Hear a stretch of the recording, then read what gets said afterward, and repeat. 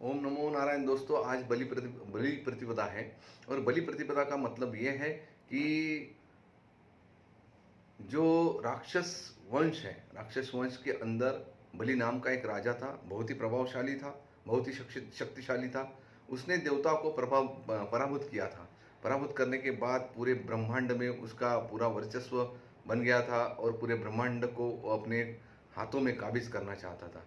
फिर देवताओं को बहुत परेशानी हो गई। देवताओं ने फिर विष्णु भगवान के पास गए, विष्णु भगवान को ये सब हकीकत बताई कि अभी क्या करना चाहिए। इसके ऊपर बहुत विचार विमर्श हुआ। विचार विमर्श होने के बाद फिर विष्णु भगवान ने बटुक वामन का रूप धारण किया। बटुक वामन का रूप इसलिए धारण किया कि जो बलि राजा था वो राक्षस वंश से था, लेकिन वो बहुत ही दानशूर था।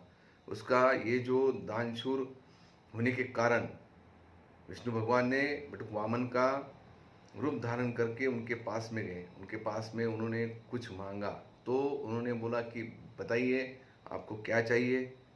तो फिर उन्होंने बोला कि मुझे खाली 3 कदम ज़मीन चाहिए।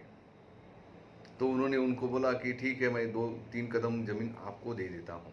3 कदम ज़मीन देने के बाद विष्णु भगवान ने जो वामन रूप धारण किया था बटुक वामन का, वो उसका अचानक से पूरे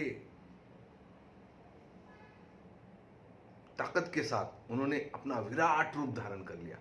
विराट रूप धारण करने के बाद जब उन्होंने पहला कदम रखा पृथ्वी पे और दूसरा कदम रखा ब्रह्मांड पे, और फिर उसको पूछा बलि राजा को कि भाई अभी तीसरा कदम कहाँ रखूं। फिर वही बलि राजा ने बोला कि आप मेरे सर पे रख दीजिए। तो जैसे भी उन्होंने बोला कि आपका तीसरा कदम मेरे सर पे रख दीजिए, तो इन्होंने तीसरा कदम उसके सर पे रखने के बाद बलि राजा को पाताल में गाड़ दिया। वहाँ से बलि राजा का खत्मा हो गया। बलि राजा पाताल में चले गए और फिर देवताओं को बहुत ही आनंद हुआ।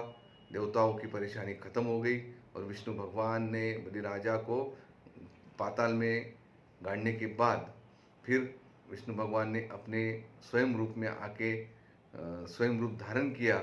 और उसी समय से विष्णु भगवान ने कहा कि राजा बलि, इनके नाम से बलि प्रतिपदा का आचरण होना चाहिए, ये महोत्सव होना चाहिए। और फिर वहाँ से बलि प्रतिपदा शुरू हो गई। ओम नमो नारायण।